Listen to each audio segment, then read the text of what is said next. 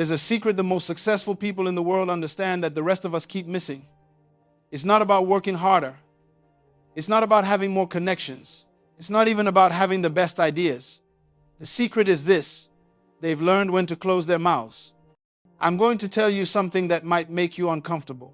Every time you announce your plans, every time you share your dreams with people who haven't earned the right to hear them, every time you broadcast your next move before you make it, you're actually sabotaging yourself.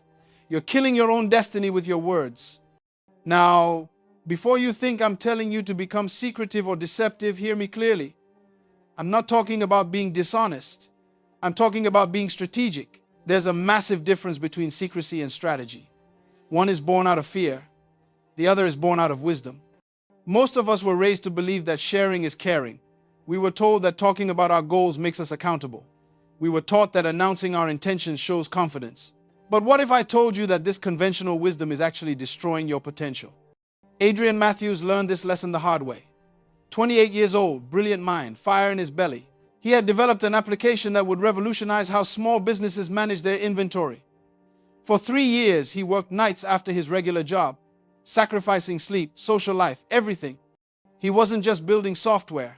He was building his freedom. The breakthrough came on a Tuesday evening. The prototype was working flawlessly. Adrian had run the numbers 17 times. The market research was solid. He had identified a gap in the industry that nobody else had noticed. His solution was elegant, affordable, and desperately needed. He was 6 months away from launch, 6 months away from changing his life. That weekend, there was a reunion with his college friends. These were his brothers, people he trusted, people he'd known for over a decade. The conversation turned to career and ambitions, as it always does when old friends gather. And Adrian, filled with excitement and maybe one too many drinks, started talking. He didn't just mention his project. He explained it, every detail. The technology stack, the target market, the pricing strategy, the competitive advantage, the timeline, the projected revenue. Victor, his former roommate, listened with intense interest. Victor worked for a tech company, had connections in the industry. He asked question after question, and Adrian, flattered by the attention, answered every single one. "Man, this is brilliant," Victor kept saying. "You're going to crush it. This is exactly what the market needs." Adrian went home that night feeling validated, feeling seen, feeling like he'd finally gotten the recognition he deserved. He slept well, dreaming of success. 3 months later, Victor's company announced a new product. It was Adrian's idea, not similar to it, not inspired by it. It was his idea, executed with corporate resources, a legal team, and a marketing budget Adrian could never match. They launched 2 months before Adrian's planned launch date. When Adrian confronted Victor, his old friend shrugged. "It's just business, man. You can't own an idea. Besides, you were just talking about it. We actually built it." Adrian's application still launched, but it was too late. The market leader had been established. His revolutionary idea became just another alternative. The business limped along for 18 months before he shut it down. 3 years of work, countless sacrifices, one conversation. But here's what's important. Victor didn't steal Adrian's idea because he was evil. Victor did what most people do when they hear a good idea. He acted on it. The difference was that Victor had resources and Adrian had revelation. Victor had infrastructure and Adrian had inspiration. And when inspiration meets infrastructure without protection, infrastructure wins every single time. This is the reality that most people refuse to accept. The world doesn't reward the person with the best idea. The world rewards the person who executes the best idea first. And when you announce your plans prematurely, you're essentially giving everyone else a head start in a race you didn't even know you were running. But the tragedy goes deeper than just stolen ideas. There's something more subtle, more insidious happening when you share your plans too early. You're actually draining the energy you need to accomplish them. Every dream, every goal, every vision requires a certain amount of energy to become reality. Think of it like a battery. When you conceive an idea, that battery is fully charged. That's why new ideas feel so exciting, so possible. That energy is supposed to fuel the work required to bring the idea to life. But here's what happens when you start talking about it. You tell your mother. She's concerned. "That sounds risky," she says. "What if it doesn't work out? You have a good job. Why would you leave security for uncertainty?" A little bit of energy drains from your battery. You tell your friend. He's skeptical. Someone's probably already doing that. Have you checked? The market is so saturated these days. More energy gone. You tell your colleague, she's dismissive. That's a nice dream, but be realistic. Do you know how many businesses fail in the first year? The battery drains further. But it's not just the negative responses that drain you. The positive ones are even more dangerous. You tell your cousin, he's enthusiastic. Oh man, that's amazing. You're going to be so successful. I'm so proud of you. And here's the trap. Your brain releases the same chemicals, the same dopamine, the same satisfaction hormones that it would release if you had actually accomplished the goal. You feel accomplished without accomplishing anything. You feel successful without succeeding. You get the emotional reward without doing the actual work. And then, when it's time to do the hard, unglamorous, difficult work of actually building your dream, you wonder where all your motivation went. The battery is dead. You already got your applause. You already felt like a winner. Why keep fighting? This is why so many people are professional dreamers but amateur executors. They're addicted to the feeling of sharing their dreams, to the validation they receive, to the attention and admiration. The announcement becomes the achievement. The declaration becomes the destination. There was a master builder in a small town who trained apprentices in the art of construction. He was known for creating structures that lasted generations, buildings that withstood storms, that destroyed everything around them. Young men came from all over to learn his secrets. One day, a particularly eager apprentice asked him, "Master, why do you never tell anyone what you're building until it's finished? Why all the secrecy?" The old builder smiled. He took the young man to his workshop where a magnificent chair sat, half completed. The craftsmanship was exquisite, every joint perfect, every curve intentional. "Do you see this chair?" the master asked.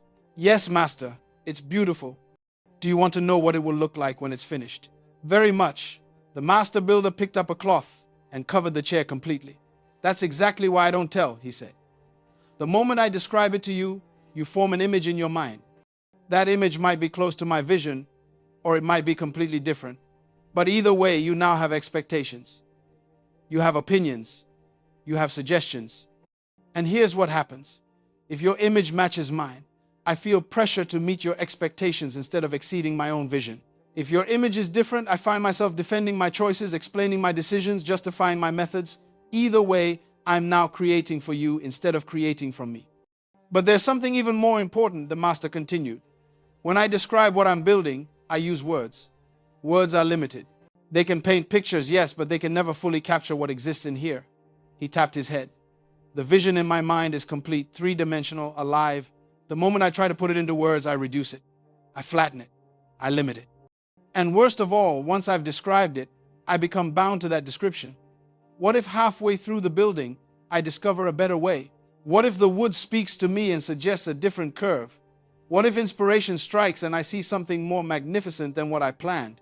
If I've already announced what I'm making, I'm trapped by my own words. But if I keep silent, I remain free to create. The apprentice stood silent, processing this wisdom. The master uncovered the chair and continued working.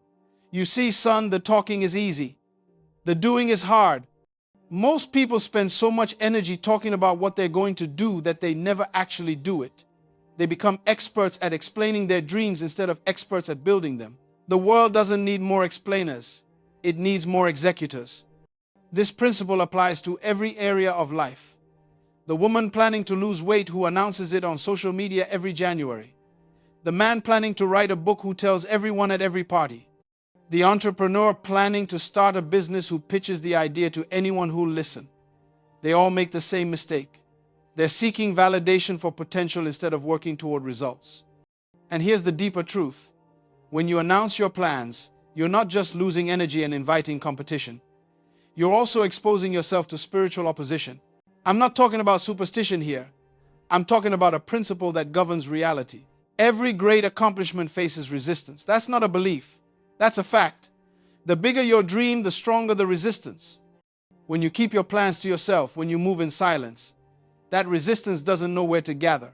It doesn't know what to attack. But the moment you announce your intentions, you've essentially sent out invitations to every force that would love to see you fail. Those forces come in many forms. Sometimes it's well-meaning people who plant seeds of doubt. Sometimes it's competitors who move faster because you showed them the opportunity. Sometimes it's your own subconscious mind that sabotages you because you've already received the reward of recognition without earning it through accomplishment. Catherine Park understood this instinctively. For 15 years, she worked in corporate finance, climbing the ladder, earning respect, building a reputation. But there was a fire in her that the corporate world couldn't satisfy. She wanted to create, to build something of her own, to leave a legacy beyond spreadsheets and quarterly reports. She had an idea for a consulting firm that would help women entrepreneurs secure funding. She'd seen the gap, she'd identified the need. She had the expertise, the network, and the passion. But she'd also seen what happened to colleagues who announced their plans to leave before they were ready. So Catherine said nothing.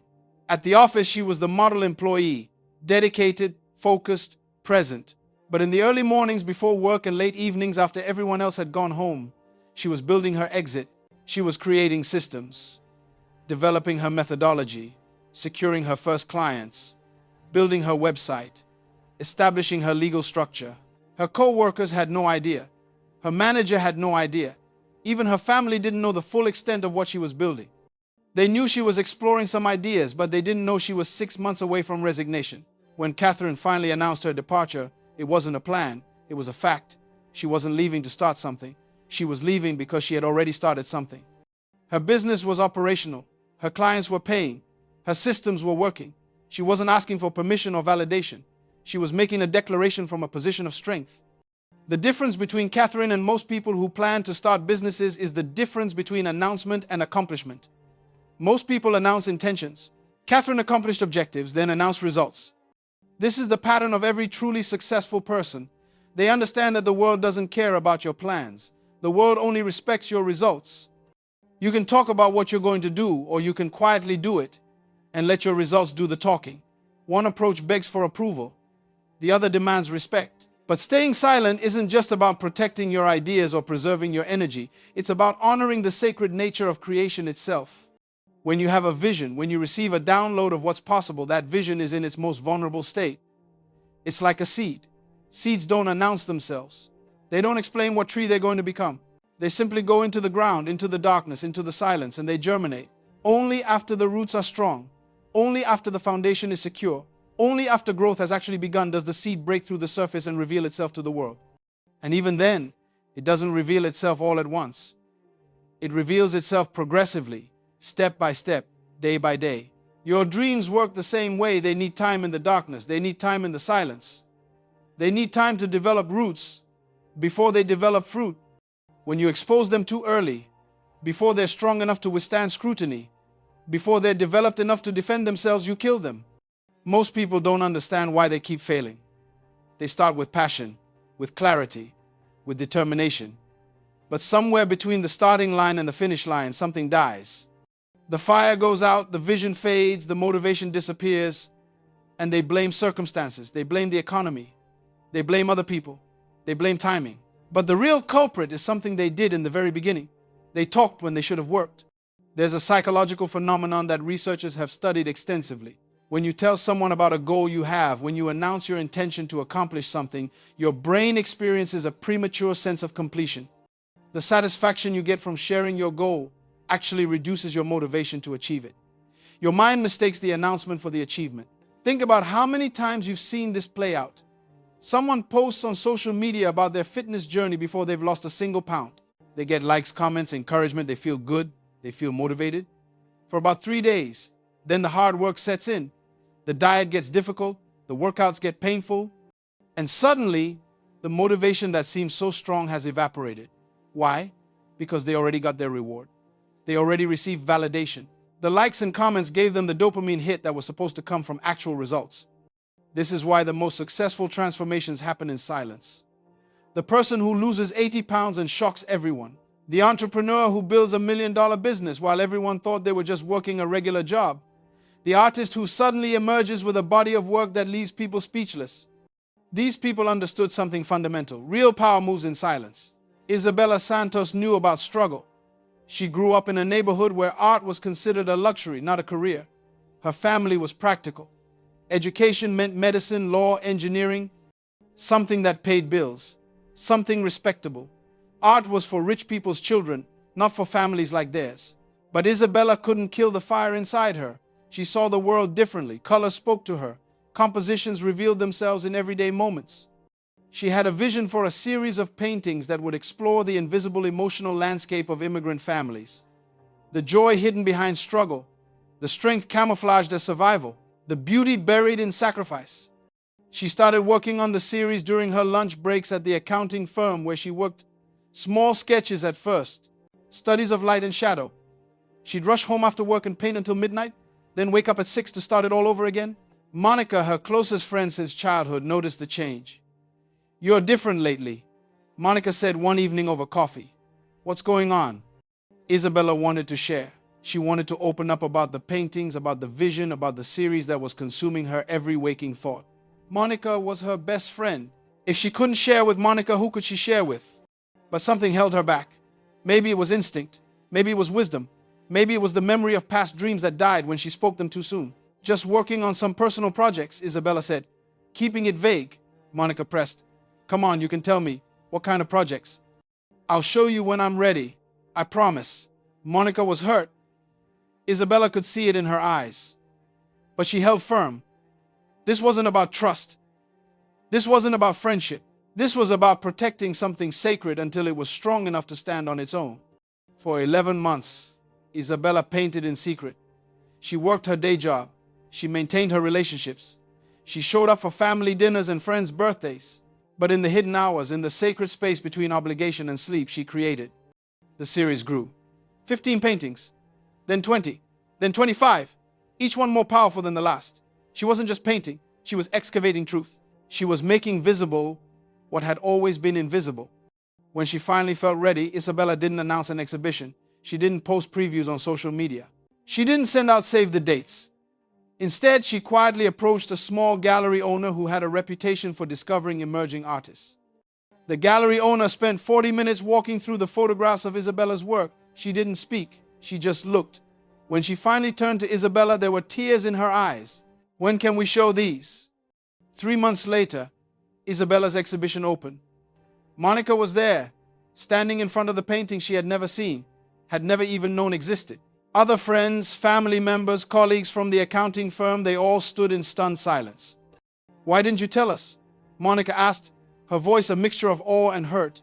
"Why didn't you tell me?"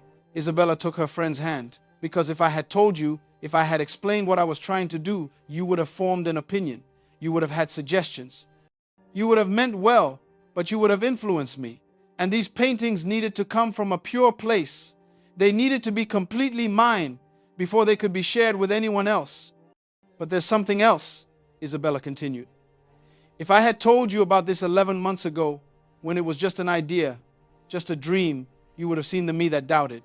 The me that was scared, the me that wasn't sure if I could actually do it. You would have encouraged me, yes, but that encouragement would have been based on potential, not proof. Now, you're not encouraging my dream. You're witnessing my reality. Do you see the difference?" Monica looked around the gallery at the crowd gathering, at the red dots appearing next to paintings, indicating sales, at the art critics making notes, at the gallery owner smiling. "I see it now," Monica whispered. Isabella's exhibition sold out that night. But more than that, it established her as a serious artist. The series was eventually acquired by a major museum. Isabella quit her accounting job not with a dream but with a contract. She didn't leave to become an artist. She left because she had become an artist. This is the distinction most people never grasp. There's a universe of difference between becoming and having become, between pursuing and having achieved, between planning and having executed. When you announce your plans, you position yourself in the territory of becoming. You're asking people to believe in your potential. But when you work in silence and reveal results, you position yourself in the territory of achievement. You're not asking anyone to believe anything. You're showing them what already exists. Emmanuel Adeyemi grew up in a community that talked big but delivered small. Everyone had ideas. Everyone had plans. The barbershop conversations were filled with what people were going to do, the schemes they were going to run, the businesses they were going to start, the money they were going to make. Emmanuel noticed something. The people who talked the most accomplished the least. The loud ones, the ones with the biggest plans and the most detailed explanations, they were in the same place year after year. But there were a few quiet ones, men who spoke less but moved more, who showed up differently, who seemed to operate by a different set of rules.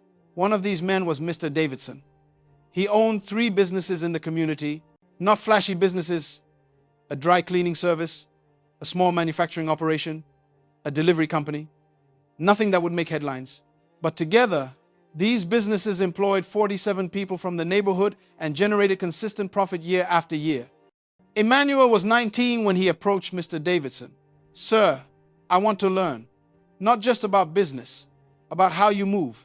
Everyone in the neighborhood talks about what they're going to do, but you just do. What's the difference?" Mr. Davidson studied the young man for a long moment. "You really want to know?" "Yes, sir." "Then come work for me. Minimum wage, long hours. I won't teach you anything directly. But if you pay attention, you'll learn everything you need to know." Emmanuel took the job. For 2 years, he worked in Mr. Davidson's dry cleaning business. He observed everything. He noticed that Mr. Davidson never talked about expansion plans with employees, never discussed new ventures with customers, never shared financial details with anyone who didn't absolutely need to know. But Emmanuel also noticed that Mr. Davidson was always working on something. There were phone calls taken in private, meetings scheduled after hours, documents reviewed in the office with the door closed. Mr. Davidson was always moving, always building, but always quietly. One day, a brand new delivery truck showed up at the facility, Mr. Davidson's delivery service. No one had known he was starting a delivery company. No announcement, no grand opening, just execution. Emmanuel couldn't contain his curiosity. "Mr. Davidson, when did you decide to start a delivery service?" 14 months ago, but nobody knew. You never mentioned it." "That's correct." "Why?" Mr. Davidson set down the invoice he was reviewing. "Emmanuel, you've been watching me for 2 years. What have you learned?" Emmanuel thought carefully. "That you move in silence. That's what you've seen." "But why do I move in silence? That's the question." Emmanuel didn't have an answer. Mr. Davidson continued, "When I was your age, I was like everyone else in this neighborhood. Big mouth, big dreams. I told everyone about everything I was going to do. You know what happened?" "Nothing. Because I was so busy talking that I never actually worked. I was so addicted to people's reactions to my ideas that I never developed the discipline to execute them. But then something happened. I announced that I was going to start a cleaning business. I told my friends, my family, everyone. I explained my whole business plan. One of my cousins, someone I trusted, someone I grew up with, took my exact idea and started his own cleaning business 3 months before I could get mine off the ground. He had access to capital I didn't have. He moved faster because while I was still planning, he was doing. That experience taught me something valuable. The world doesn't reward the person with the idea. It rewards the person with the execution. After that, I decided I would never announce another plan. I would only announce results." "But doesn't that get lonely?" Emmanuel asked. "Not being able to share your ideas, your excitement. Lonely? No? Liberating? When you keep your plans to yourself, you're free to pivot. You're free to fail privately and adjust. You're free to experiment without everyone watching and judging. You're free to be messy in the process because no one is expecting perfection based on some announcement you made." Here's what I've learned, Emmanuel. There are 2 types of people in this world. There are people who need validation before action, and there are people who take action to create validation. The first type announces plans and hopes for encouragement. The second type executes plans and lets results speak. Which type do you want to be? Emmanuel didn't answer immediately. He was processing. Mr. Davidson stood up. "I'll tell you something else. Every successful person I know, and I mean truly successful, not just people who look successful, they all understand this principle. They work in private. They build in silence. They execute without announcement. And then, when the work is done, when the results are undeniable, they let the world discover what they've built. You want to know why? Because there's power in the reveal. When people don't know what you're building, when they can't see it coming, when it suddenly exists fully formed, it has impact.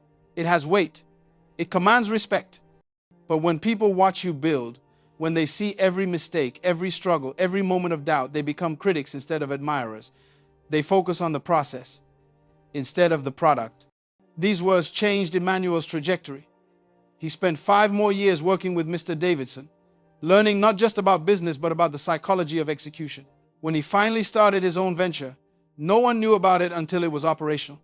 No announcements, no Facebook posts, no asking for advice or opinions, just quiet, focused work.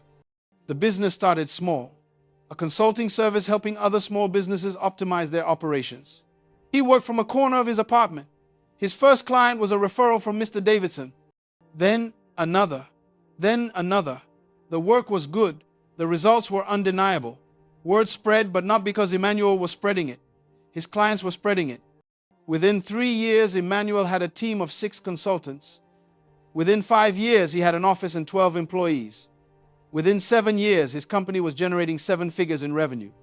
And through it all, he maintained the same principle: results over announcements, execution over explanation. When people asked him, "Why didn't you tell us you were doing this?" his answer was always the same: "Because I wasn't doing it to tell you. I was doing it to accomplish it." This is the mindset shift that transforms everything. When you stop working for validation and start working for results, when you stop seeking permission and start creating proof, when you stop announcing intentions and start demonstrating capabilities, your entire life changes.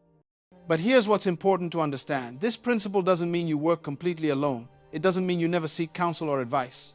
It doesn't mean you don't have mentors or advisors or partners. What it means is that you're strategic about who you share with and when you share it. There's a massive difference between sharing your plans with everyone and sharing your plans with the right people at the right time.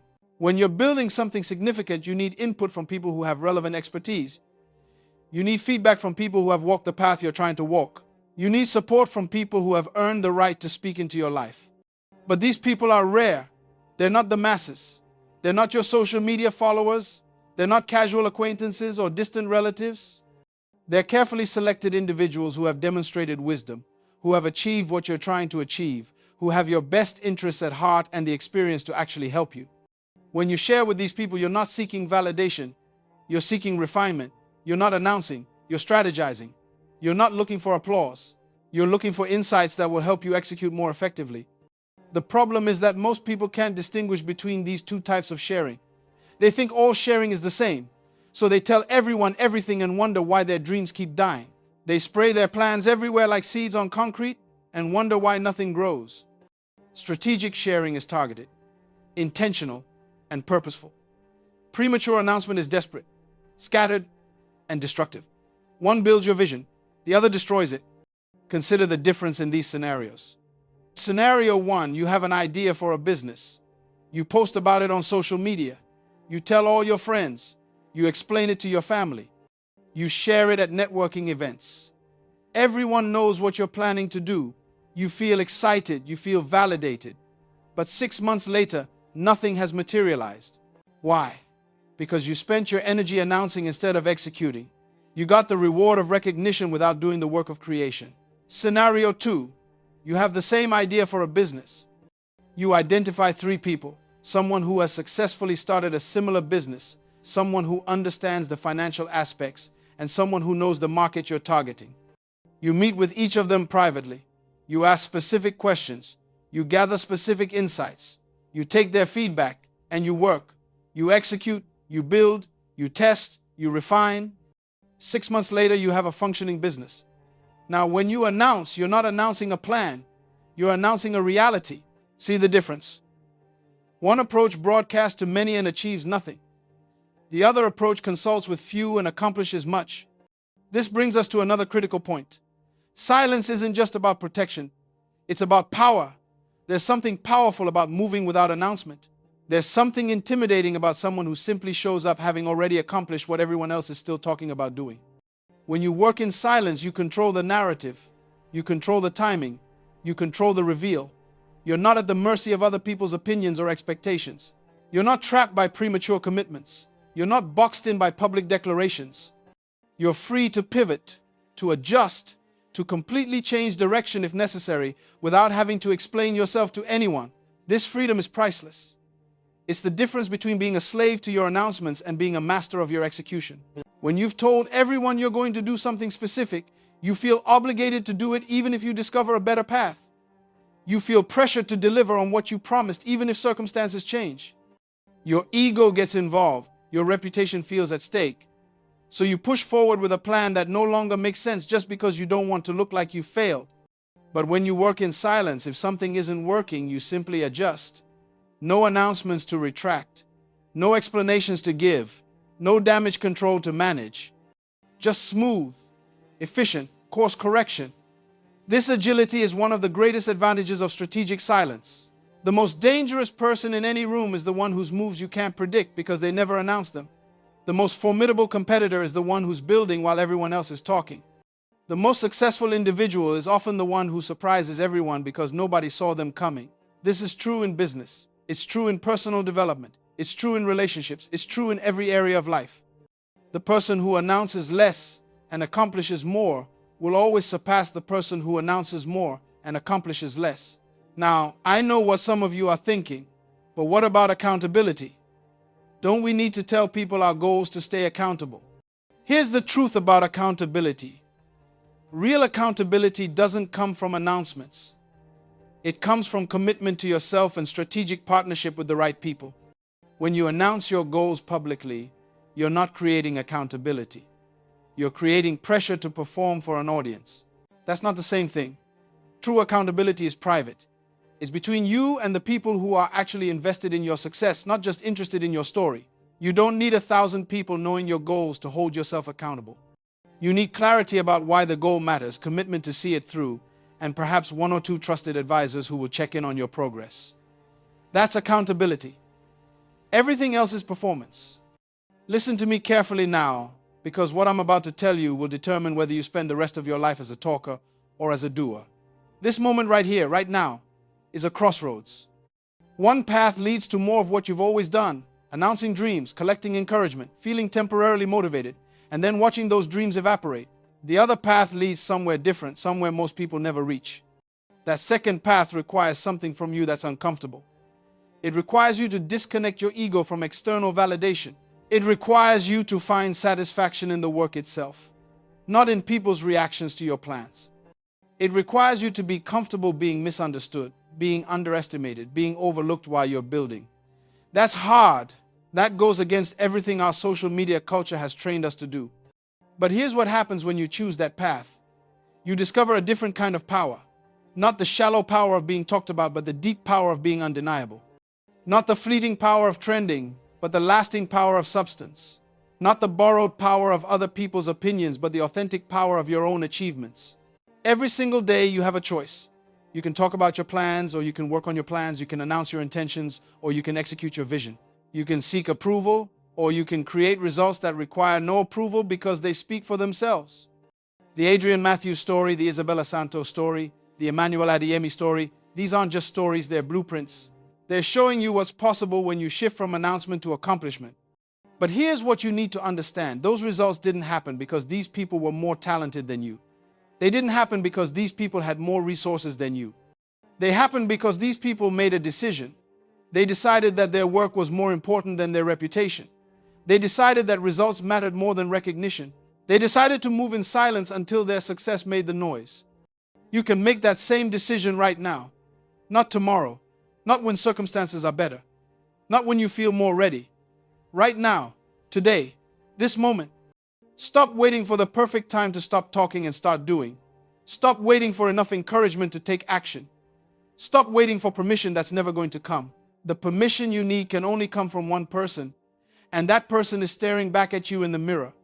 Your dreams don't need an audience. They need an executor. Your vision doesn't need validation. It needs dedication. Your potential doesn't need promotion. It needs activation. And all of that happens in silence, in the sacred space between intention and achievement, in the difficult territory where most people quit because there's no applause to keep them going. Be different. Be the one who builds while others broadcast. Be the one who executes while others explain. Be the one who surprises the world with results instead of boring the world with plans. Be the one who understands that real power doesn't announce itself. It reveals itself through undeniable achievement. The words you speak today are either building your future or destroying it. The plans you share today are either gaining power or losing it. The dreams you announce today are either strengthening or weakening. Choose wisely. Choose strategically. Choose silence over noise, execution over explanation, results over recognition. Your move. The world is waiting, not for your announcements, for your achievements.